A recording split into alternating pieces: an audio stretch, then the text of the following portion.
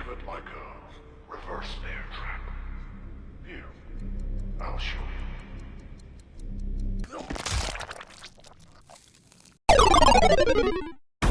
Right, it's finally here. So Saw's a funny little series, part detective thriller, part mystery, part all-out gore-fest. Let's get the elephant out of the room first. I know that there are already 2 Saw games out there. Apparently they're not that bad, if a little generic. And they don't really use the source material to do anything that interesting. It's just a backdrop for a fairly standard action game, born of a bygone era. We see much more variety and creativity these days in our gameplay, and I think I've come up with a pretty good idea of how this can be applied to the series. And no, I'm not talking about Saw Team Racing. We're not ready for that. We're just not ready, okay? We're not ready! Okay, before we begin, I'm going to try out a new segment for these videos that I'm calling Ingredients. This is going to outline the games, films, etc. that I drew inspiration from when making this. It might also make it easier for me to paint a picture for you of how I imagine the game working in my twisted brain. For example, if I was doing a Breaking Bad game, I would obviously want you to picture Cooking Mama. Let's get cooking! We're going to make phenylacetone in a tube furnace, and we're going to use reductive amination to yield methamphetamine. Okay, so this week's ingredients are obviously the Saw films, also some Resident Evil 7, actually quite a lot of Resident Evil 7, some Mortal Kombat, some Until Dawn, and Dark Souls, but only through the way that handles multiple endings. I don't expect Ornstein and Smo to show up. Right, onto the meat of the video. Gross. The gameplay. Okay, now aside from mutilation and detectives yelling a lot of Saw revolves around a person or group of peoples trapped in a room and having to overcome challenges set by Jigsaw that are in some way thematic to whatever bad thing they've done, so that they come out the other end better people. Or dead. More on that later. And we have a pretty solid outline for this kind of gameplay already. No, not you. Resident Evil 7 has a level very similar to this, where you get locked in the birthday room, having to find useful items to escape. Okay, so you start off in the room with this creepy doll holding a candle. So you go to grab the candle, and now you have a light.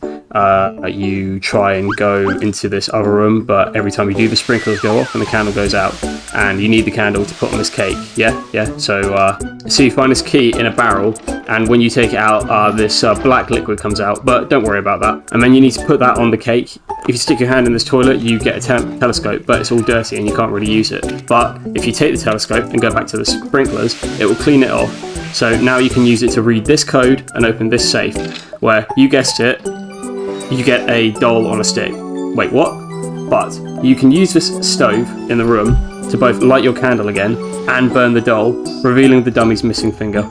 Okay, but the dummy still doesn't do anything because it doesn't have a pen. So, you use your candle to burn this rope and open the door to the balloon room, where there's another locked door in there with a key code. You take one of the balloons and attach it to this gushing pipe, where it fills up and explodes, stabbing you with nails and the dummy's pen. You give it to the dummy, who then mutilates you some more with the code for the balloon room. The balloon room.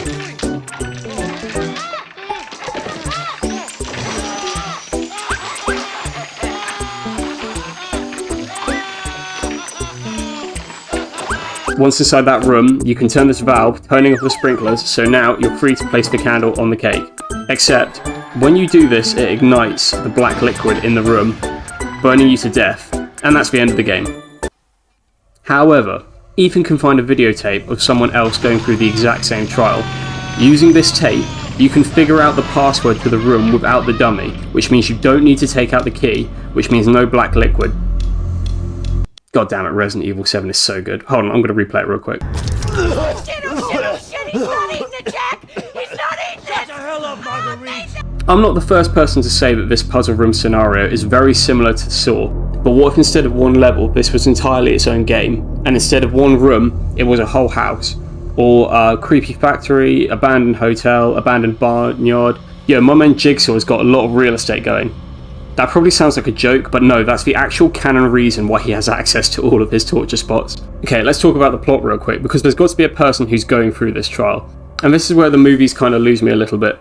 The idea is that the person gets put into a trap that's going to kill them unless they play the game, aka perform some task that symbolically frees them from their demons. Like a cop who lies on the stand having to rip off his own tongue. It's symbolism. However, this psychotic ideology isn't really explored, because in almost every single scenario, the victim just loses and dies violently, which kind of sucks, to be honest. Like, what's the point in caring about why these people have been chosen or what they've done when they always just get killed off? No one survives a single trap in the film Spiral. Like, wouldn't it be a lot more impactful if we see this dude after losing his tongue? Remember how creepy it is when Amanda says she's grateful to Jigsaw for making her survive? Now, I'm not just some prude. I can appreciate a hyper-violent movie, but more often than not, the kills in this series just have no emotional weight behind them. The series is too cynical.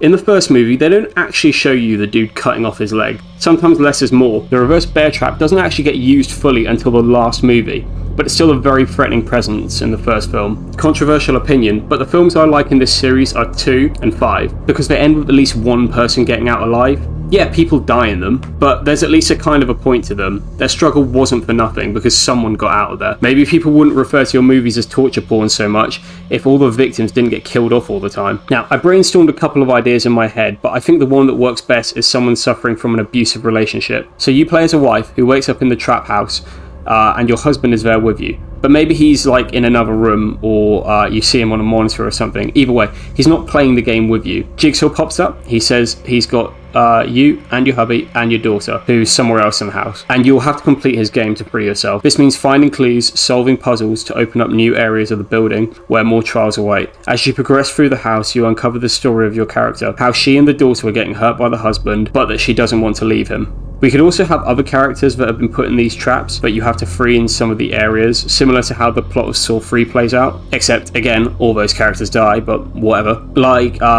someone getting caught in a big furnace or something, and you have to solve a puzzle, like the Resident Evil room before time runs out, or they'll die. Which, by the way, won't be a game over, but I'll get back to that. These characters would also be in some way related to the story of the wife, like a best friend who knows about the abuse but stays quiet, or a cop that's friends with the husband who lets him off. Oh, and maybe it would also be kind of cool to see inside all of these rooms from the start, like through a crack in the wall or a really dirty window. That doesn't show you much, but gives you a glimpse at what's to come. For example, you could look through a keyhole and see like an axe suspended from the ceiling, but when you get into the room, you see that that axe is rigged to hit someone in the head. And that's the challenge of that room. You could also save your progress like how you do in the Resident Evil games, but instead of typewriters, they're VHS tapes. Maybe you could have little jigsaw puppets hidden around the place that you can collect for an achievement. Most importantly, there's not going to be any combat in this game. The previous attempts have you beating up these dudes with cages on their heads, which doesn't gel with the atmosphere that they've created very well. Although potentially at the end of the game, when you free the husband,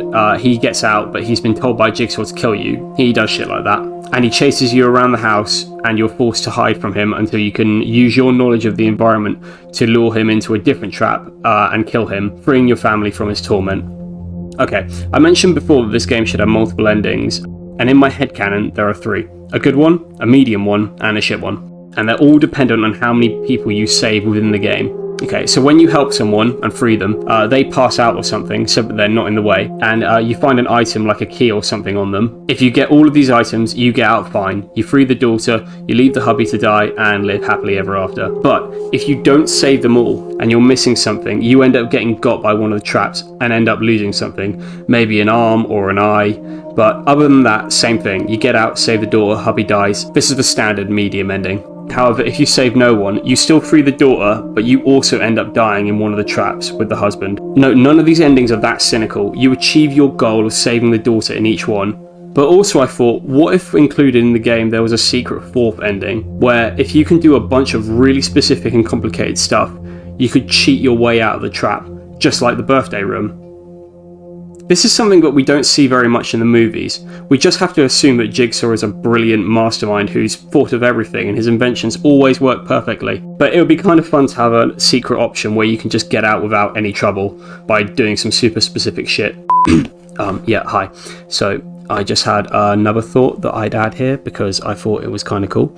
So the husband should be locked up in multiple things, like maybe shackles on a wall, and you can unlock them with the items that you find on the other characters, like the keys that you put in this machine, and every time you do, it unlocks one of the shackles. And throughout the game, when you get a key, he's nagging you to get back to him and use it on him. But then if you do, later on, you won't have those keys to get the best ending, which I think is kind of clever. Like, he can't get out anyway, but he's encouraging you to give him what he wants, but ends up giving you a worse outcome. Kind of symbolic of the situation that you're in. Even have Jigsaw leave you like a cryptic clue to this. And then when you get to the end, you're like, oh shit, I don't have any keys. I used them all on the husband. Anyway, on with the video. Now, although, as I've said, I think Capcom were definitely the team to make this, I'd also like to throw out their NetherRealm, purely because they know gore. A lot of effort goes into making the Mortal Kombat fatalities as gleefully violent and over the top as possible. I'm not saying anyone has to have their skull kicked out through their balls, but still, they'd think of something. Ooh, also the friendships in that game gave me kind of a fun idea. If you beat the game within a certain time limit, you could unlock like a goofy PG censored mode, where all the gory kills get replaced with silly things, like instead of getting their face cut in half, an onion gets cut in front of their face and, you know, the onion stings their eyes. Or like a guy was going to get lowered onto like spikes or something, but now he gets lowered onto a Lego brick on his foot and he screams because he stands on a Lego brick. But they still like overreact like massively, like the traps, how the traps were originally going to go off. I don't know, I think that'd be kind of funny. Okay, finally, I want to end with another segment called Cover to Cover, where I draw the box art to the pictures that I make. nakeyjakey made a video on how all video game box arts these days are just pictures of people's faces or dudes with guns looking sad. And ever since he mentioned this, I can't stop noticing it, so this is my small way of rectifying that. Okay, I'm not great at drawing, but just use your imagination when I show you. Okay, 3, 2, 1, bam. Okay, this is what I got. Credit where credit is due, the Saw movies do get pretty creative with their cover art, and I was thinking of doing something like that with the post-mortem body art as clothing style, but I like this better. Okay, so yeah, you've got these grimy tiles, one of them's missing and someone's peeping through to freedom, and the whole is shaped like a jigsaw piece. Jigsaw cuts out these pieces to say that there's a piece missing from his victims, so it's almost like saying like, oh, the key to freedom is within you all along. There, and then you got some random crap all over the walls. What do you think? If you can do better, please send in your ideas because I'd love to see them and include them in the next episode. I also just want to say thanks to everyone for the continued support. The channel's really going well at the moment and it's all down to all you people watching it, so thanks a lot for that. Gonna leave a little hint for the next episode here. What more will you destroy? The hands of death could not defeat me. The sisters of fate could not hold me. And you will not see the end of this day. I will have my revenge! That's great. Leave a like, leave a comment, subscribe if you haven't already, because it all really does help out, and please share it with your friends. Alright guys, have a great day, and I'll see you in the next one.